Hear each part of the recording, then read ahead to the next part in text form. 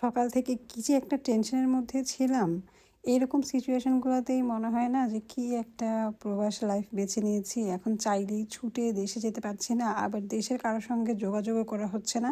সকাল থেকেই আমি ফোন দিয়ে যাচ্ছি কিন্তু কাউকেই ফোনে পাচ্ছি না। এই টেনশনের মধ্যে থাকলেও কিন্তু ঘরের কাজ কোনো কিছুই থেমে নেই। স্বচ্ছনায়কে স্কুলে দিয়ে আসলাম, এসেই ঘরটর গুছিয়ে নিলাম।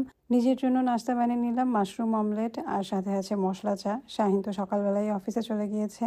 আর এখন আমি ভাবছি বসে বসে যে এই মুহূর্তে তো আর এত সকালে বাংলাদেশে ফোন দেওয়া যাবে না, তখন হয়তো 6টা বাজে। কিন্তু টেনশন তো কমছেই না। এই টেনশনের মধ্যেও আমি রান্না বসিয়ে দিয়েছি, কারণ আগের দিন শাহিন খেতে চেয়েছিল বিরিয়ানি, তাই চিকেন বিরিয়ানিটা দমে বসিয়ে রেখে আমি চলে আসলাম এখানে কাবাব বানাতে।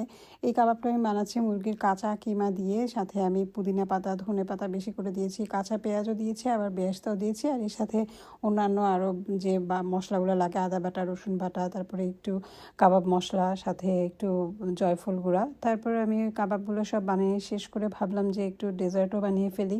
এইদিকে যদি খুব গুড নিউজটা পেয়ে যাই, একটা সেলিব্রেশনও হয়ে যাবে। তো ডেজার্ট বলতে ইন্ডিয়ান গ্রোসারি শপ থেকে সেমাই এনেছিলাম, অনেকগুলো সেমাইয়ের প্যাকেট নিয়ে আসা হয়েছিল, খাওয়া হচ্ছে না, তাই ভাবলাম যে এই সেমাইটাই বানিয়ে ফেলি আজকে।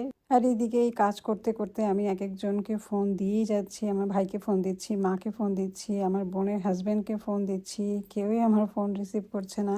আর ওইদিকে আমার টেনশন বেড়েই যাচ্ছে যে এখন তো 10টা বেজে গিয়েছে, এখন তো অন্তত একটা কিছু জানবো আমি, কিন্তু কোনো কিছুই কেউ আমাকে জানাচ্ছে না।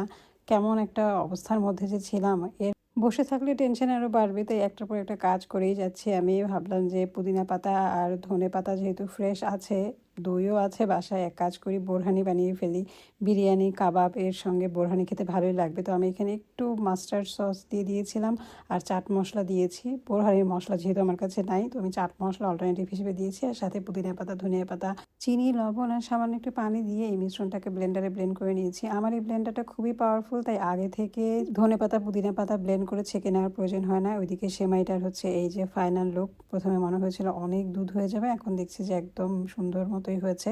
আর এই হচ্ছে গিয়ে বিরিয়ানির ফাইনাল লুক। বিরিয়ানিটা আমি মিক্স করে নিয়েছি, সামান্য একটু ইয়েলো ফুড কালার দেওয়াতে কালারটা খুবই সুন্দর এসেছে। তো শেষমেশ আমি সালাডটাও বানিয়ে নিলাম। আর এইদিকে অ্যামাজন থেকে একটা পার্সেল আসার কথা ছিল, সেটাও চলে আসছে।